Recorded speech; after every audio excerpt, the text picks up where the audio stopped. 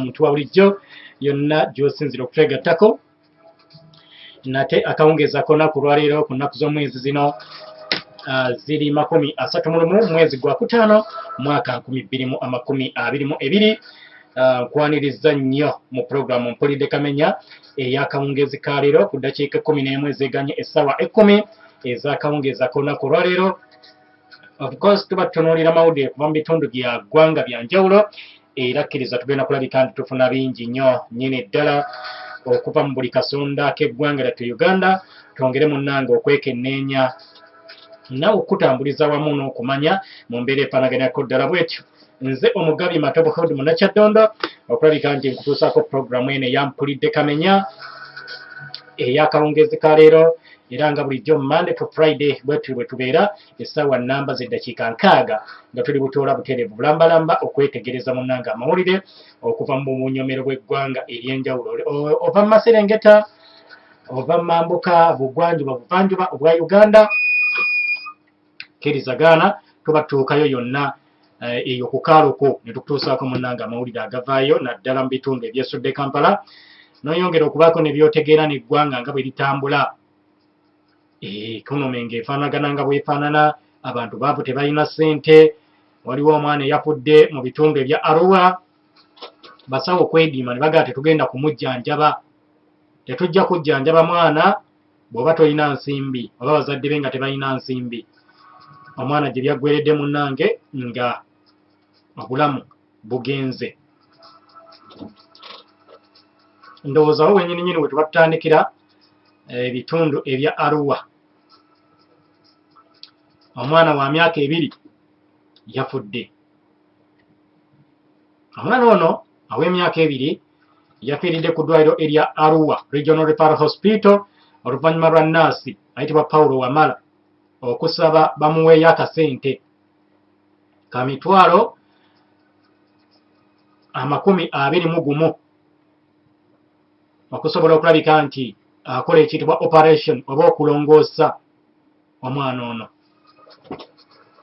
Bino byonna batugamba nti byabaddewo over the weekend ku lunaku lwabadde lwa 6 oluvannyuma lwa Anon Nabil omwana ow'emyaka 2 eyabadde asindikiddwa ku ddwaliro lino okusobola okufuna operation oluvannyuma lw'okufuna ekizibu ku kyenda kye intestinal obstruction, ekyenda kyazzeemu okuzibikira. Munnange ne bagamba genda ku ddwaliro eryo bakulongoose. Omwana bwe yatuusiddwayo yabadde yeetaaga okulabika nti afuna medical emergency. Ng'emmere gy'alya egenda mu maaso n'okulabika nti ebulookingibwa oba okubeera nti eremesebwa okulabika nti eyita mu kyenda ekitono okugenda mu kyenda ekinene, small intestine to the large intestine. Ne bagamba omwana yeetaaga operation. Okusinziira ku b'enganda z'omwana bagamba nti Wamala yabasabye akasente akaweleza ddala emitwalo 3 okusooka okugula eddagala erigenda okubayambako mu procedure ey'okulabika nti balongoosa omwana ono, wabula oluvannyuma yakomyewo mu kaseera katono n'ayongezaamu mu ssente n'abagamba nedda ntuuseeyo nga akasente beetaaga kangi, musooke mukoleyamu emitwalo 18. Emitwalo egyo 18 mugitopinge ku giri 3 ndyoke ntandika okukola ku muntu wammwe. Omusawo n'asaba akasente. Okusinziira ku Emily Adiru ng'ono mutuuze wakyalo bakiyita Osu oba Bazel Ward mu Central Division kibuga kya Arua, agamba nti naye alina oluganda ku mwana ono eyafudde. Babadde bamaze okulabika nti basasula akasente kano, bati ate ono yavuddewo n'abalekawo nga tewali operation yonna ekoleddwa ku mwana. Okusinziira ku Adiru bw'agamba oluvannyuma ono olw'okukitegeera nti omwana tagenda kusobola kulabika nti awona, ng'obulamu bwe bumaze okulabika nti bugenda, nga naye akakasizza tekakyasobola kuzza bulamu bw'ono. Ku mitwalo 21 yabaddizaako emitwalo 2 via mobile money n'abasindikira ekiteretebwa oluvannyuma lw'okumutiisatiisa nga bamugamba twakuwadde akasente. Omwana talamye. kakati tuddize sente zaffe oba si kyo tugenda ku reportinga ku poliisi. Ono n'abasindikira akasente n'akabaddiza. Ono agamba bategeeza nti omwana ono yeetaaga operation. Era nga operation eno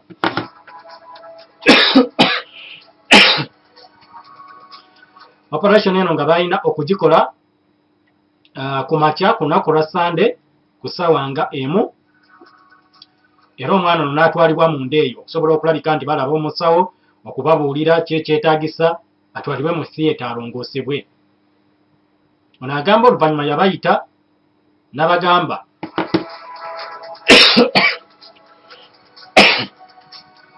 bateeka okusooka okusasula emitwalo 7. Eyo yonna process bagirimu. Olabika nti bagula eddagala ne bamuwaako emitwalo 3. Oluvannyuma lw'okusasula 3 mu ddakiika mbale n'akomawo n'aggula oluggi n'abategeeza neetaaga emitwalo 10 n'addayo munda. Era nga bagamba nti ekikolwa kino ekyabasawo okulabika nti batondawo embeera. Tolina ssente tetugenda kuyite omuntu otagenda kulabika nti akolebwako naddala amalwaliro ag'enjawulo, ate nga amalwaliro ago gabeera ga gavumenti. Naye omusawo n'amaliriza nga takoze mulimu gwe olw'okubeera nti omulwadde talinaawo kasente essaawa eyo. Omusawo n'alaba nga obuzito bwa ssente kikulu okusinga obulamu bw'oyo gwagenda okulabika nti ajjanjaba. Nagamba oba tolina ssente nange nina ebizibu byange. Omusawo n'agaana okukola oba okujjanjaba omulwadde oyo. Bano bagamba omuntu waabwe yabafuddeko, omusawo oluvannyuma lw'okumutiisatiisa n'abagamba akasente kammwe kaako n'abasindikira emitwalo 2 naye nga obulamu bumaze okugenda. Era nga bagamba nti newankubadde babadde bateeseteese okulabika nga operation eno ekolebwa, bati omwana yabadde tasobola kulabika nti adda engulu, yabadde tasobola kuwona. Era ng'okufaako kigambibwa nti wabaddewo ddire ya ssaawa 7 okuva ku budde bwe yabadde alina okukolebwako operation. Wabaddewo negligence, abasawo okulagajjala olugajjavu bw'abasawo n'amaliriza munnange ng'agenze. Waliwo omukyala amanyiddwa nga Miriya Ahmed, ng'ono naye mutuuze mu bitundu ebyo ebya Arua. Agamba yeewuunya ebintu nga bino okubeera nti bikyaliwo mu ggwanga. Ng'oli taddukanyiza mulimu gwe bulungi, naddala mu facilities mwe balina okugenda okufuna obujjanjabi babawe service nga ba citizen abasasula omusolo. Eggwanga ng'oliwamu omusolo n'otuuka mu ddwaliro omusawo n'akugamba nno eddagala lya operation lyakugula buguzi, ojja leetayo emitwalo 2 tusooke tugula eddagala erigenda okukolako operation n'osooka osasula ekiteetibwa kya mitwalo 2. Mu ggwanga muwa omusolo okufuna eddagala erinaakujjanjaba.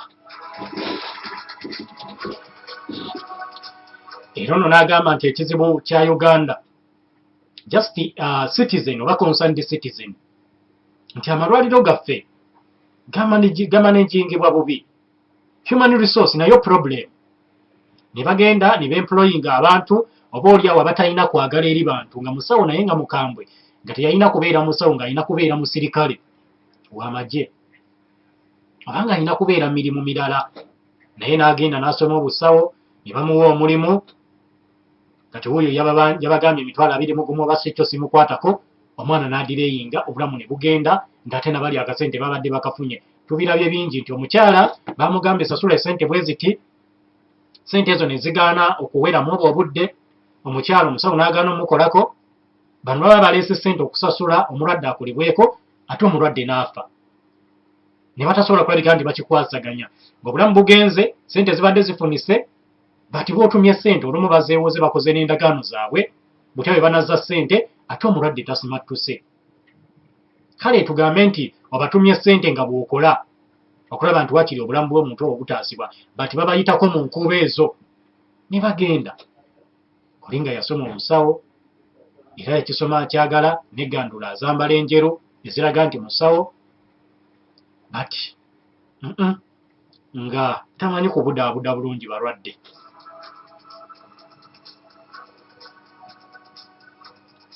Era n'agamba kale tukitwale nti ssente zino singa zabadde zitwaliddwa ne operation n'egenda maaso n'okulabika nti ekolebwa, I would say nothing bad. But this man was taken and the small boy was abandoned in the theater. Kale tugambe nti ssente zino singa zabadde zitwaliddwa omwana ono n'agenda mu maaso n'okolebwako operation, ekyo nandibadde sirina kibi kyenkyogerako nti kale baasabye ssente omwana n'akolebwako operation. But ssente zennyini baazitutte naye ate omwana n'alekebwa mu theater. Omwana wa myaka 2.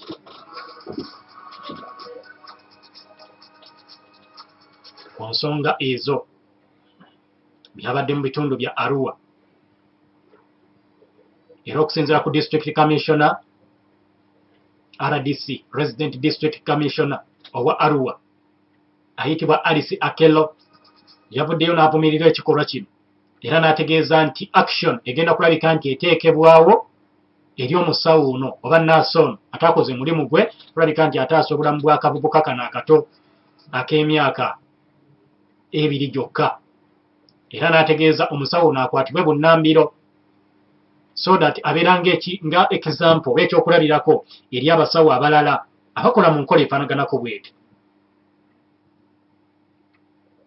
Era ono kigambibwa nti keesi ye yaguddwawo, dda fayiro yamuguddwako ku poliisi eya Arua agende mu maaso n'okulabika nti yeewozaako ku musango ogwo ogw'okulemererwa okukola omulimu gwe ng'omusawo. Action nno zino singa ziteekingibwa omuntu ne bamuvunaana, abantu ne balabirako nti gundi bamusibye emyaka 10 kale oba 15 nti yakola ki, n'amawulire ne gabeerawo ne bakwata. Naye ebintu bino amawulire gabiripootinga ku ntandikwa eyo, ku nkomerero tetumanya, tebatuwa updates nti twamukola kino oba twakolawo kiri, ne bibeera nga biggweeraawo. Examples tezirabika. Batugamba gundi tugenda mukwata abenga example ku buli bw'enguzi, tugenda mukwata abenga example ku misconduct, but ne bizikira. Temutuwa update kutugamba nti aleeteddwa mu kooti, kakati tumuwadde ekibonerezo bwe kiti, kakati bikomaawo. Naye ng'obulamu bw'abantu kikulu, buli munnayuganda aw'omusolo ali entitled to good health services ez'ebyobulamu, okutambulira ku nguudo ennungi, okutambulira mu biki, but abadibaga ebintu bino ate nabo babaawo era nga balabwako, naye munnange nga tebakwatwako. Bwe baba bakutte obubonerezo bwe babawa buba butono nnyo, tebuyinza kumalawo muze bufaanaganako ng'ogwo.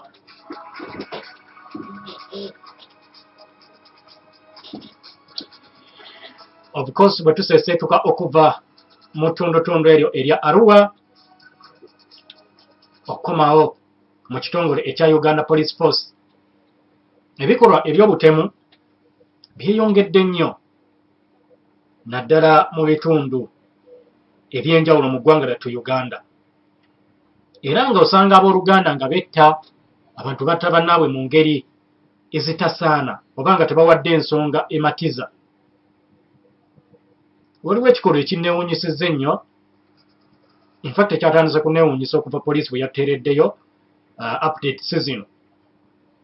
Abooluganda omu n'atuuka okutematema munne, okutuuka okumumaza omukka olw'okubeera nti yamuwoze 50,000, naye 50,000 ezo ne zimulema okubeera nti azisasula. Oli n'akwata ejjambiya nakka ku munne n'amutematema okutuuka okulabika nti obulamu bwe busaanawo.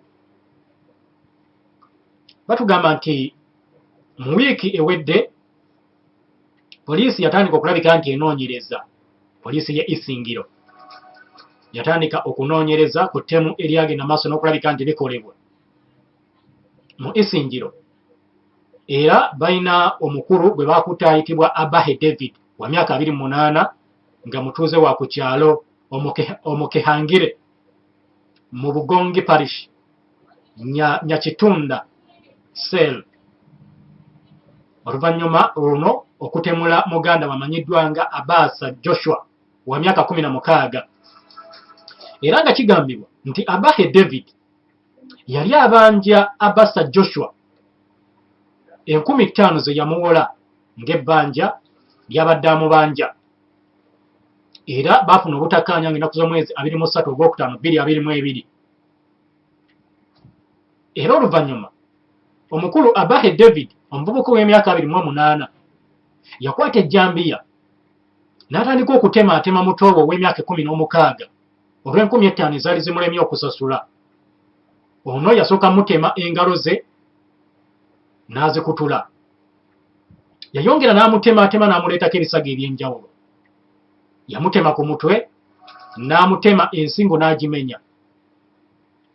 Oluvannyuma lw'okukola ekikolwa ekyo, ono yakwata omulambo n'agutwala n'agusuula mu nnyumba.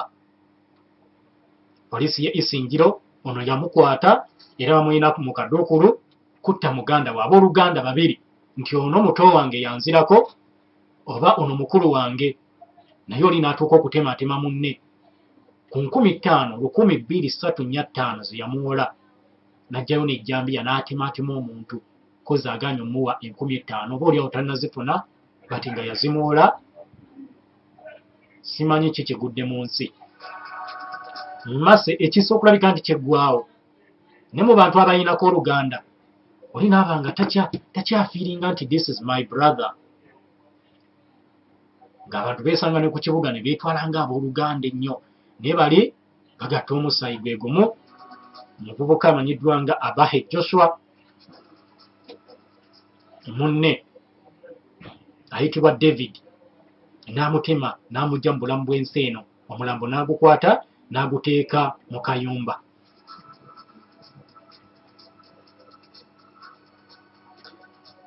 Era poliisi netutegeeza nti era bakyagenda maaso n'okulabika nti bayigga nga tuvudde eri mu Western Region eby'e Isingiro. Poliisi mu ngeri y'emu egenda maaso n'okunoonya omuvubuka wa myaka 15 ayitibwa Sseruga Samson, nga muyizi ku Mabombwe Church of Uganda Nazarene Primary School, nga kigambibwa nti yatta muganda we omuwala Namubiru Desire wa myaka 4 mu maka gaabwe mu Mbombwe Kilindi Village, Mende Sub-County mu district y'e Wakiso. Poliisi oyo egenda maaso n'okulabika nti emuyigga. Era nga kigambibwa nti ono yamutuusaako ebisago bingi nnyo, naddala ku mutwe gwe, mu kyenyi, kussa ne mu face, emikono, kussa n'emabega ne ku bigere bye. Injuries zaamuli competitive. Maama woono Namubiru Daisy, kussa n'ab'enganda endala. Kigambibwa nti bagenze maaso n'okulabika nti bazibira ekyama kino oba okugezaako okuzibiikiriza. Ebibadde bigenda mu maaso mu ttemu eryo, but poliisi yabiyingiddemu okulabika nti etandika okunoonyereza abo bonna benkuleetedde ba Luganda. Mwana wa myaka 15 natta sisita we wa myaka 4. Oli wa myaka 28 natta brother we oba mutowe wa myaka 16 over 50,000 ez'ensimbi ezamulemye okusasula.